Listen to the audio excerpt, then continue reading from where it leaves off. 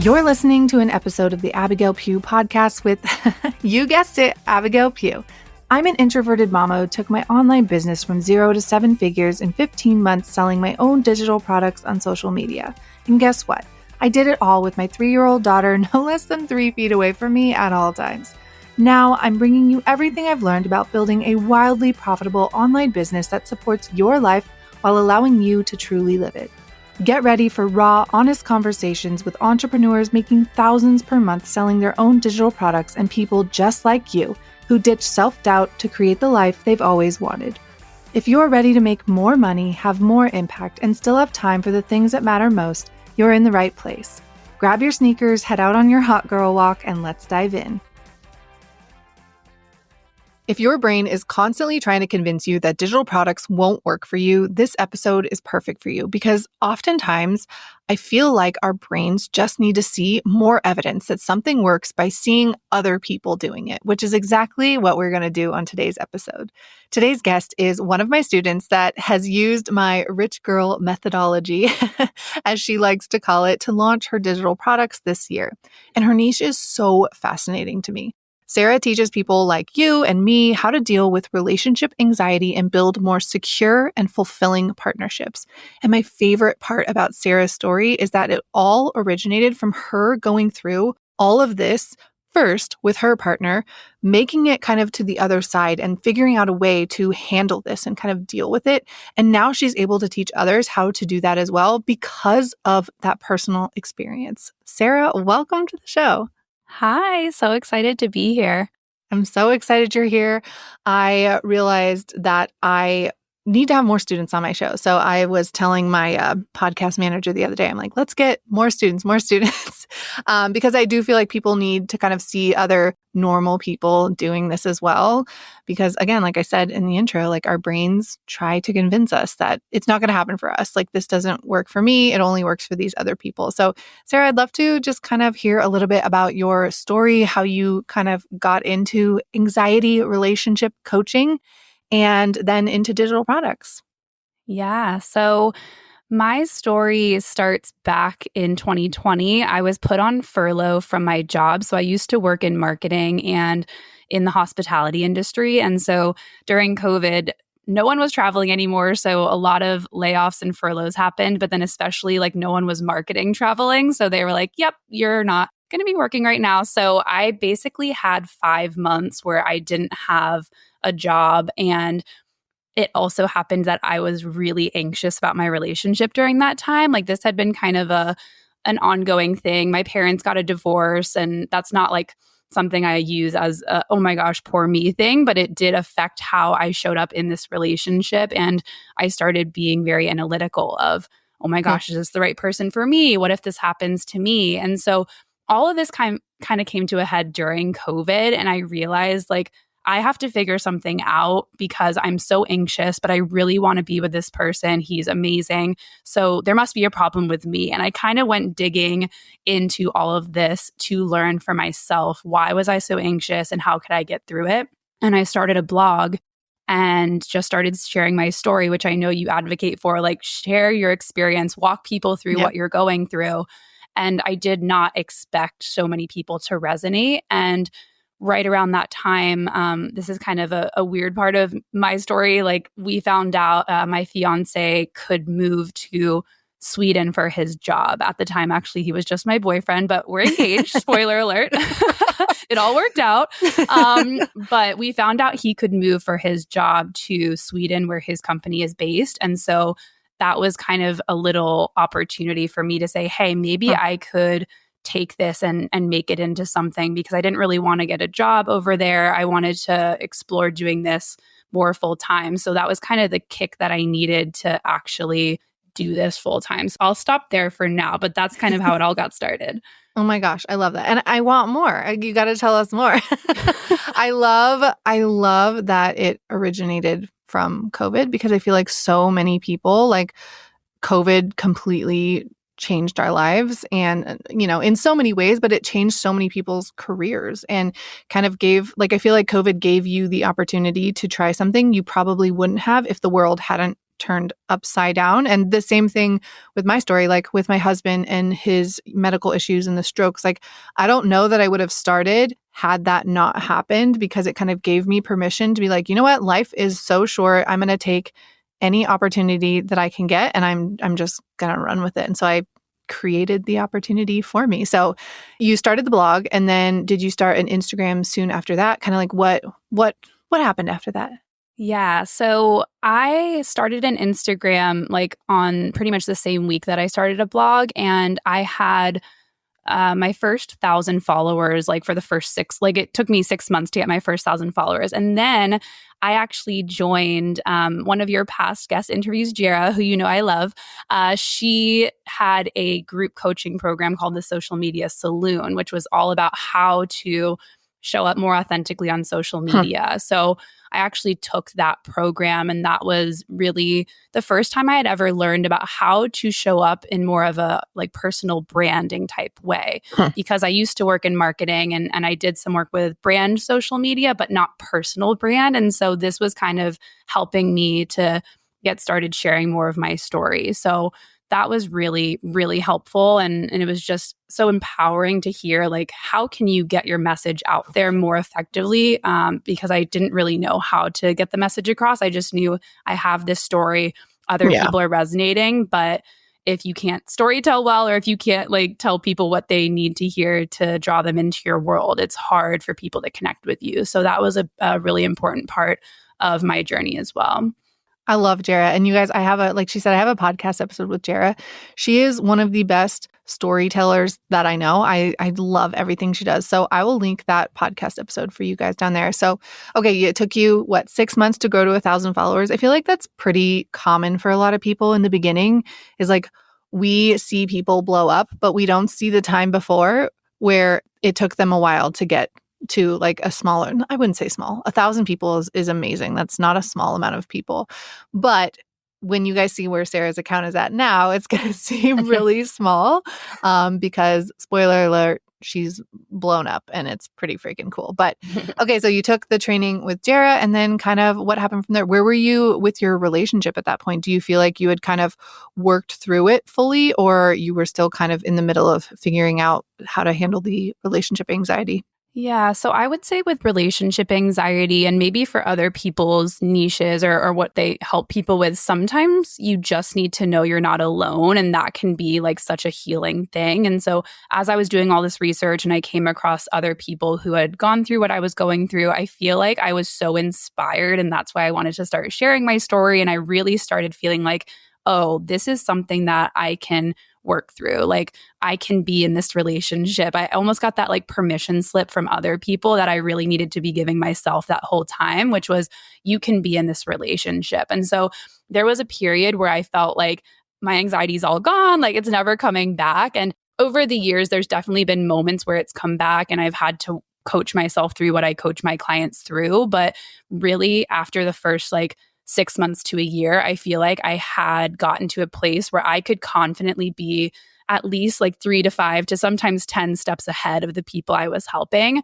And part of my message is not that you have to fix yourself. Like, you're not looking to suddenly wake up and be anxiety free. Just like you tell people in businesses, it's not like you're just going to never have a problem in your business again. It's how can you be more intentional responding to that, and how can you show up and help yourself and then show back up in the relationship and reconnect to your partner. So I think that's an important piece of my message too, is I'm not trying to help people fix themselves or to make everything go away, but how can you show up in a more intentional way? So by that point, I was definitely at a place where, like, through coaching people and through my own experience, I felt like I was in a really good place, but that doesn't mean it's like perfect now. Yeah.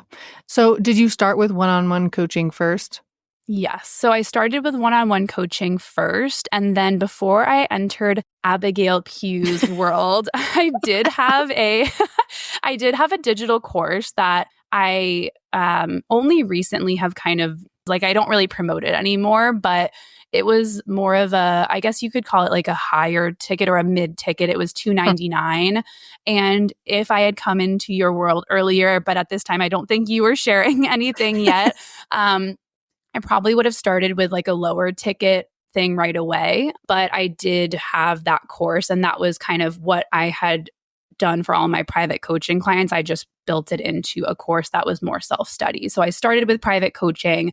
And then once I felt like I had a clear program I was taking people through, I put it into a digital course. I love that. Now, okay, so what you teach is relationship anxiety. And I actually asked her before the call, do you have a degree in like therapy or anything like that? Because I do feel like a lot of people feel like in order to teach something, you have to have a degree around that. And she said her degree is in marketing, you guys. And so everything she's teaching is literally from personal experience, something that she went through and now she's able to share with other people.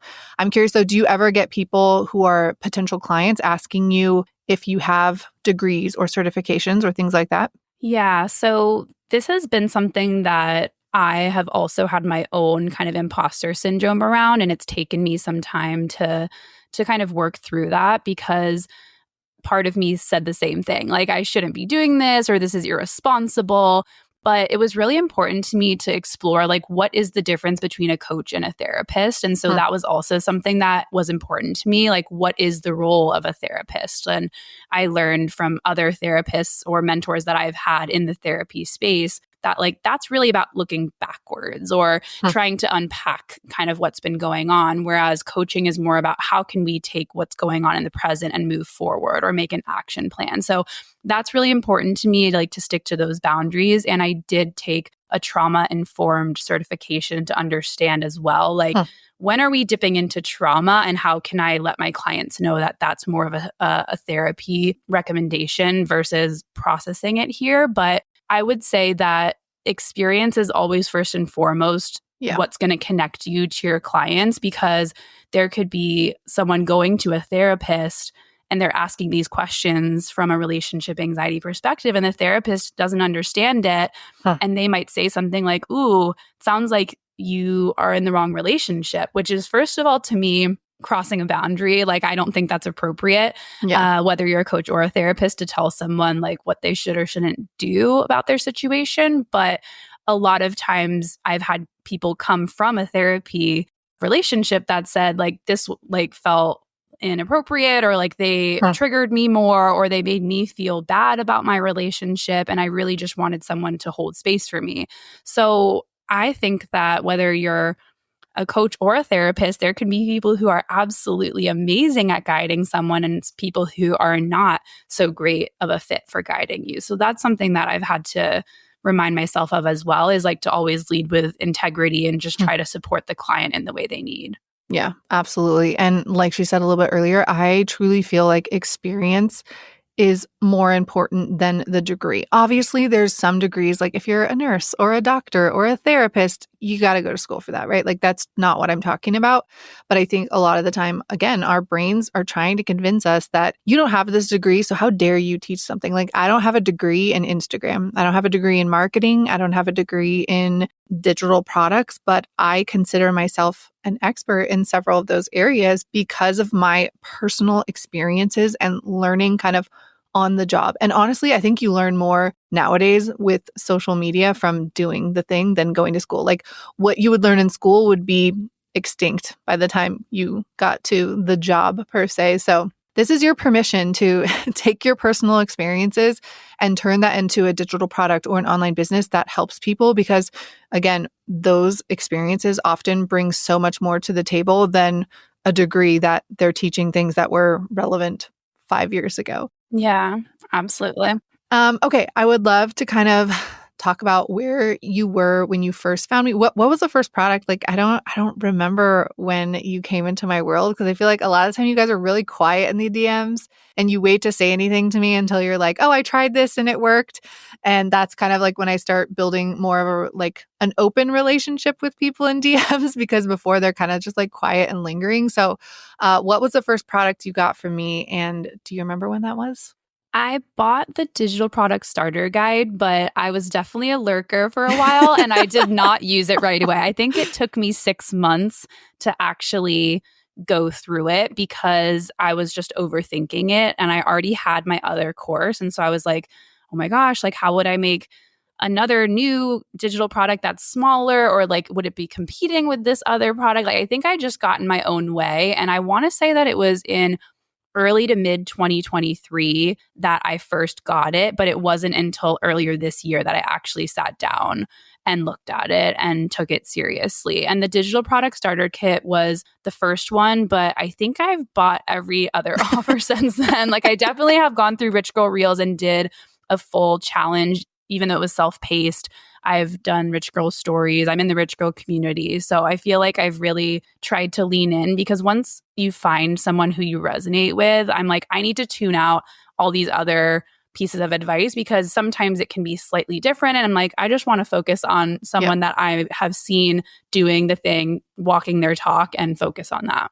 I love that way of thinking. I'm the exact same way. Like, I don't follow a ton of people in different niches for things that I want information on, because you're right. Like sometimes it becomes so overwhelming, and not to say that like I'm the only one that's good at what I do. There's tons of people that are good at what I do. And I think what you said like really just hit it home for me was that like you have to find the one that you resonate with the most. And then you kind of need to put like all your trust into this person, rather than just like, well, I'm going to take this piece from this person and this piece from this person, because a lot of the time like something can work well and somebody else can be doing the exact same thing in a different way and getting similar results. But like if you're mixing and matching all these things, it's very overwhelming. So I love that. Sarah, yes, she is in the community, and she's still kind of a lurker in the community too, but she's more talkative in our DMs. So I love kind of seeing what you're doing. But I'd love to kind of talk about Instagram growth and when that took off. I know your Instagram following it's huge. I didn't check before the episode. What is your following at right now? I believe as of today of recording, it's 295,000. So, Wild. but this is actually the interesting part. So earlier this year in January, it was at 109. Oh, wow. So it's definitely been like most of the growth, like over double of the growth has come this year. And this is after 4 years of having my Instagram. So just a reminder that like there can be exponential growth, but like it's not necessarily going to happen in 6 months. Some people's will. And like I feel like now with Reels, it's much faster. But when I started, Reels didn't even exist yet. So, So what changed this year that kind of is there a few things that you can kind of pinpoint that really kind of helped with that growth? Yeah. So I would say a lot of the audience growth type reels that you've shared before, like I know in Rich Girl Launch, you kind of walk us through, which I used, by the way, for the first launch of the Abigail Pugh era. I used that formula and it was like very on point. But the audience growth type reels, like, POV, you are an overthinker in your relationship and you want to learn how to show up in a healthier way, and then you find my account, or this account is perfect for you if ... or the one that I think you had given in the Rich Girl community prompt that went super viral for me, like 15 million views. It was just that blinking video, and it wasn't even the hack of the blink. It was like the specific text that I used of like, you haven't found my account yet, but you're struggling with this in your relationship. So getting super, super specific. And the thing about my niche is that it's so niche, and something Jara said right from the jump of my social media career, if you call it, was if you're talking to everyone, you're talking to no one. And so people know right away, like if they've experienced what I'm talking about, because I'm so specific. Whereas I think sometimes if you just have even just a normal therapy account or normal relationships and you're talking about all types of relationship stuff, people might not always directly connect with it. Yeah. I feel like you are so good at getting specific. And I say this all the time with the prompts that come in Rich Girl Community or Rich Girl Reels, any prompts that I do, it's like they will only work as well as your messaging. And your messaging needs to be so clear and specific. Like instead of just saying something where you're like, point of view, you're someone that struggles in your relationship. Like that means nothing, right? And with Sarah's Reels, she really goes deep on like the exact situation that somebody is going through, because a lot of the time we think that the situation is unique to us, but so many aspects of the situation somebody else has been through the exact same thing. And they're sitting there feeling so validated by seeing that reel. And I feel like that's something you do so incredibly well, is really speaking to like specific situations that someone else in a relationship is like, oh my gosh, I totally have felt that before. And these are things too, I feel like you get really good shares because people are like sending this to a friend who's the one that they talk to. And they're like, oh my God, like I went through this exact thing, and things like that. So I know it can feel scary to get specific, but the more specific you are, like the more you will talk to that kind of ideal customer or ideal community member, whatever you want to call people, and they will really feel seen in their content.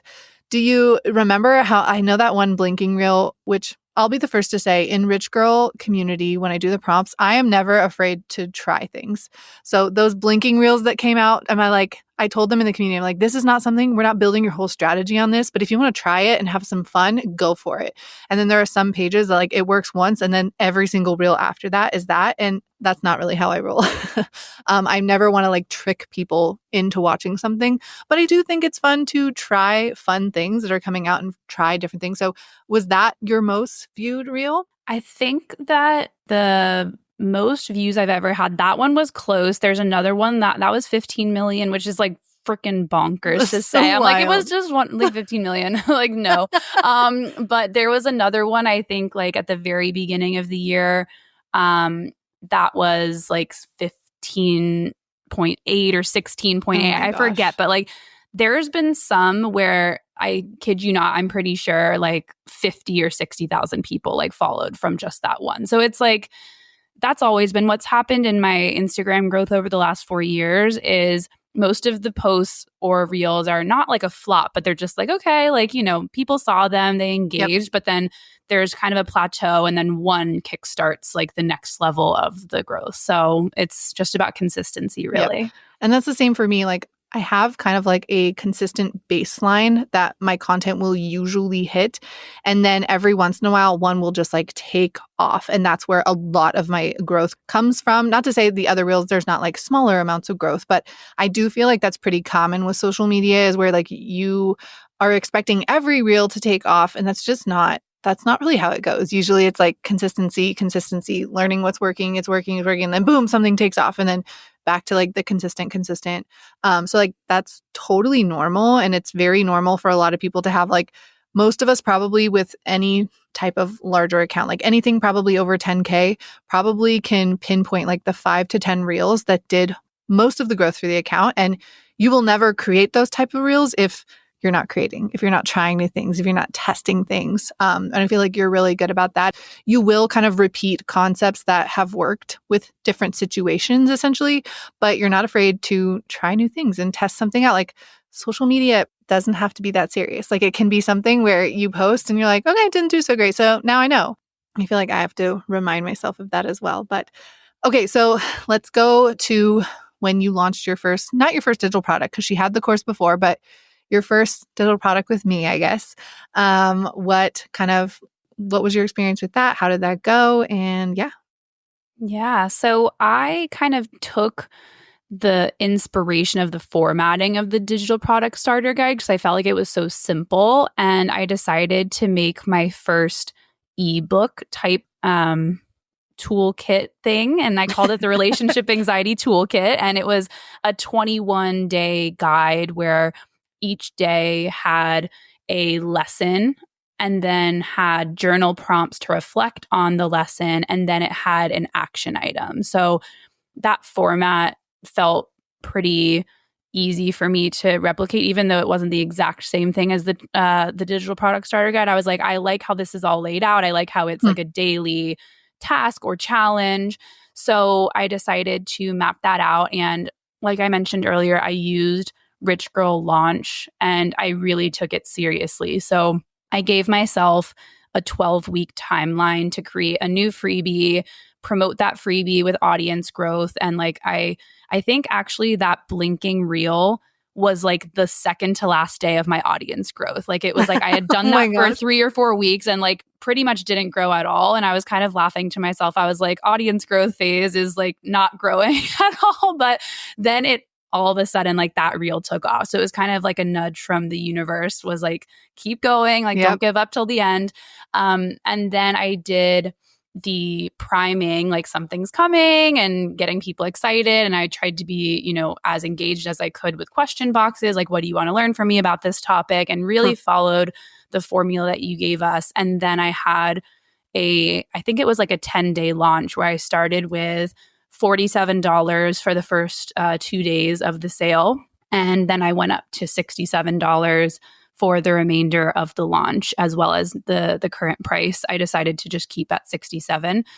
So yeah, and as of now, it's actually just crossed over $30,000 from sales, and over 500 people have bought the toolkit since August when I launched it. So that feels pretty exciting. That's amazing. And you guys, I always like to say this, but results are going to be different for everybody, right? So I don't want you to hear this and like compare any part of Sarah's journey to your journey. We each have our own journey. And as with anything in life, like there are never results guaranteed. And I feel like Sarah's like the perfect example of that, right? Like she did her growth phase for how many weeks and then no growth, no growth. And then like on the last day, this kind of took off. Because like with anything, social media, business, digital products, like there are never results guaranteed. So I just always want to be clear on that. Like do not compare your journey with hers. Sarah took 4 years to build this audience to what it was. And yes, she did have a few videos kind of like take off in the last year. But she was kind of learning and refining how to do all of this for 4 years, right? So Yeah. I love that. I love that you kind of started with higher ticket and moved to lower ticket, because I do feel like a lot of people, I feel like 2023, 2024, people were still really pushing like the higher ticket, the mid ticket things. And I am a firm believer that I think everybody should start with low ticket. I just think it's a better way to learn, and you don't necessarily need to spend like 6 months creating a course. I think with lower ticket stuff, you can get it out into the world much quicker. So did you Yes. kind of like lower ticket as opposed to the mid? I think you said your course before was $297. Which one did you prefer? Yeah, so I definitely think that for my audience specifically, I prefer the lower ticket. And I've even offered lower as well in the form of a monthly membership that's a starting rate of $7. And I'm going to be adding a tier for $27. But Huh. I just feel like, to me, it feels like no-brainer pricing. Whereas even for me as a consumer, 297, 299, like that still feels like you have to really think about it. Like, is this going to Yeah. be worth it? And that's a lot to put into something that I don't know, like what the outcome will be.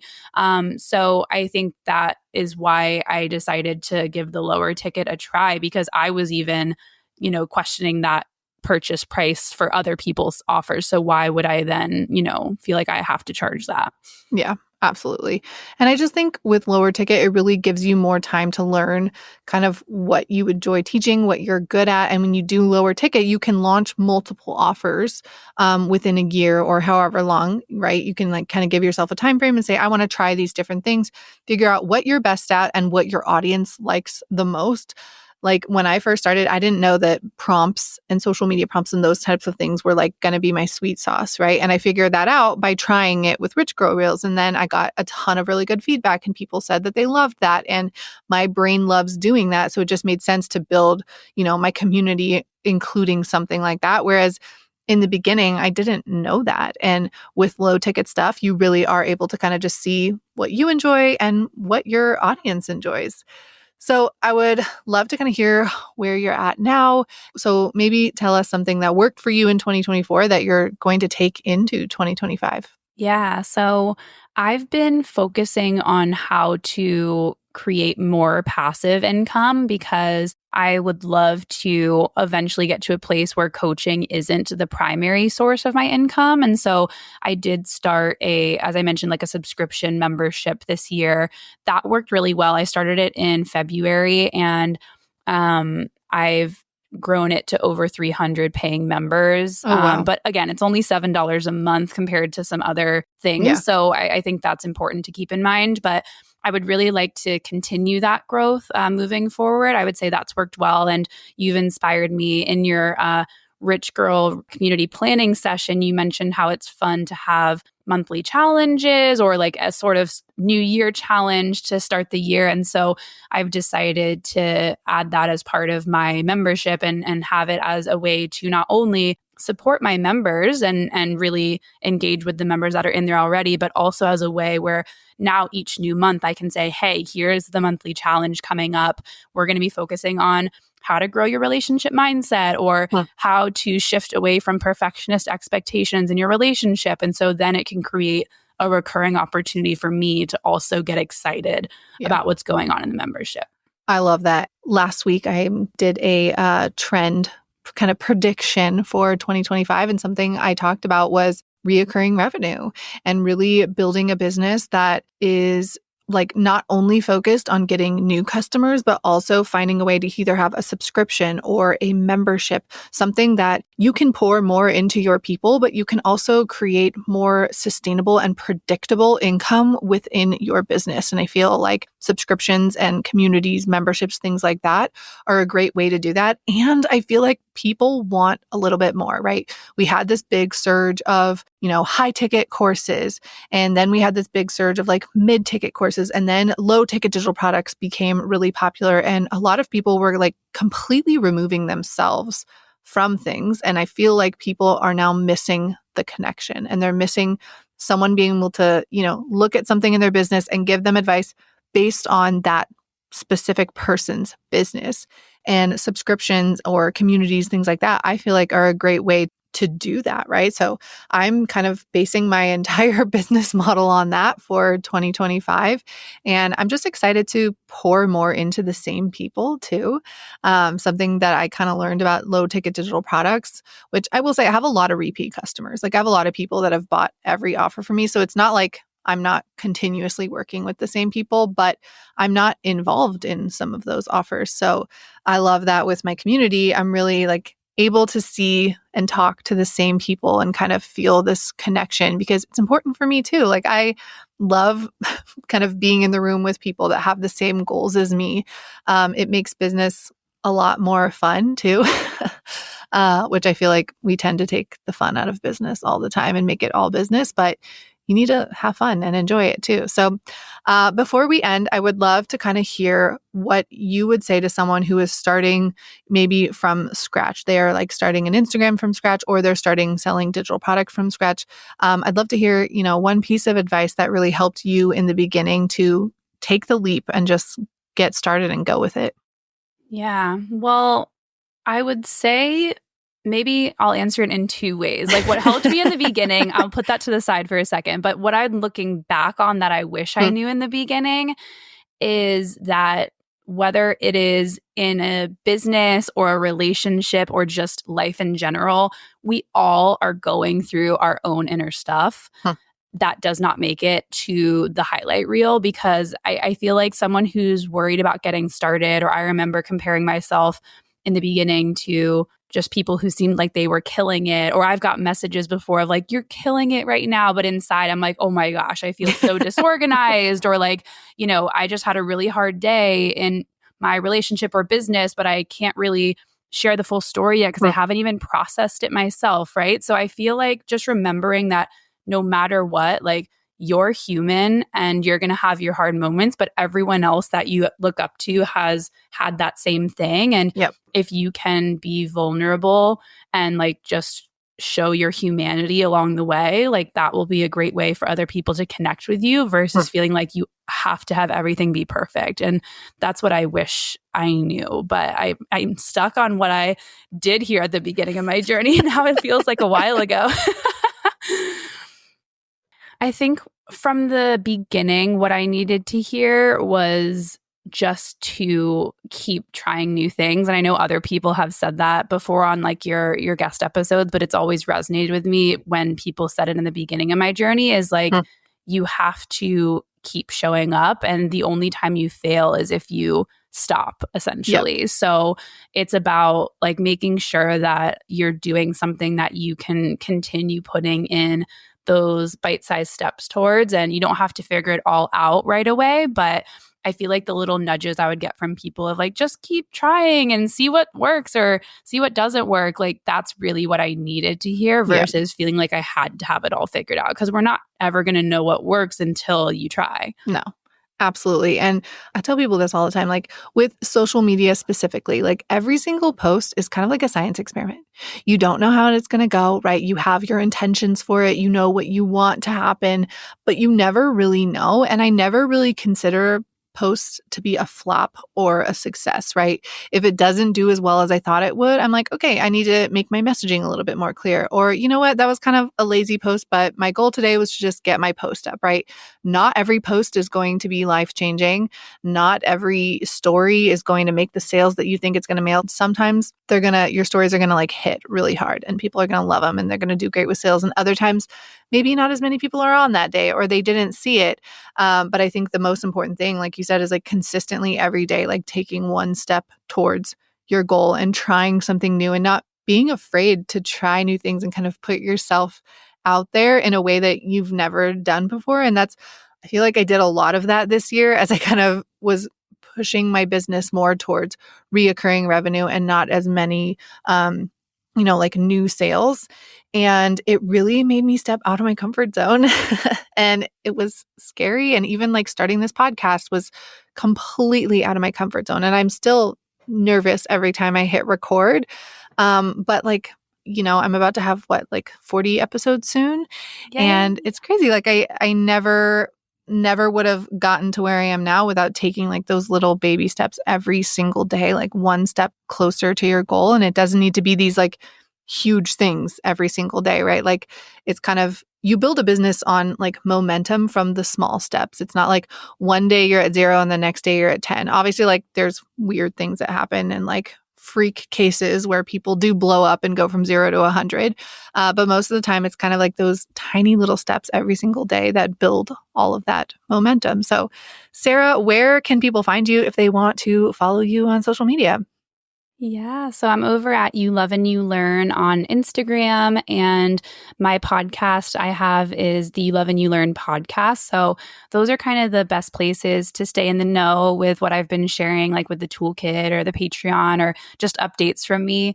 So yeah, I would love to hear if you listened to the episode and learned anything or something resonated. Feel free to send me a message and say hello. And I, like you, Abigail, like it's fun for me to connect with people. That's the part that made me want to start sharing my story, is like to reach other people. So It's nice to know when something you said does help, because otherwise it feels like sometimes you're talking into the void. So I love hearing from people. Oh my gosh, yes. You guys, whether it's my podcast or anyone's podcast, if you hear a podcast and you love something they said, send them a DM, because with podcasts, like we don't have comments on our podcasts.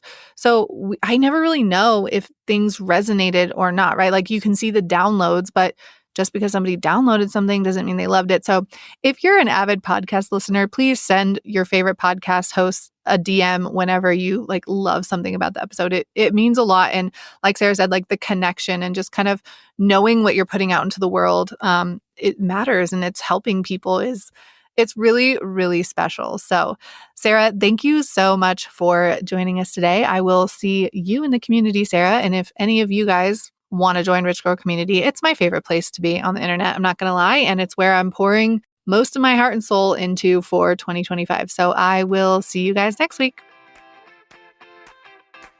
Thank you so much for hanging out with me and my guests today. If you learned anything from our episode, I would love it if you could share it over on your Instagram stories and tag me at Abigail Pugh. Until next time, love you, mean it.